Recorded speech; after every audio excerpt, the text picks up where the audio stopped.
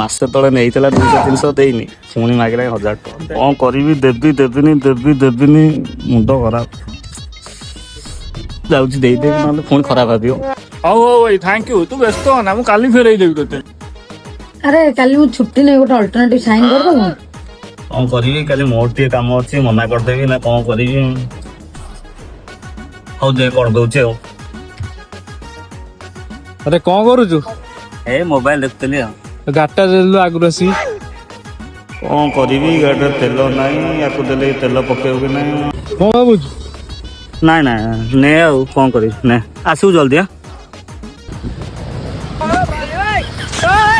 ଭାଇ ଟିକେ ନେଇ ଆଗରେ ଛାଡିଦବ। ଘରେ ସଉଦାଟା ଦବାର ଥିଲା, ଆକୁ ନେଇ ଛାଡ଼ିବି, ଡେରି ହେଇଯିବ, କଣ କରିବି। କଣ ନେଇ ଟିକେ ଛାଡିଦବୁ, ତୁ ବସିକି ଏତେ କଥା ଭାବୁଛୁ, ମନା କଣ କରୁଛୁ, ଦେ ଟିକେ ଛାଡିଦେ। ବ ଚାଲେ ଆଉ, ତୁ ମନା କହିଲୁ। ହଉ ଆଉ କଣ କରିବା।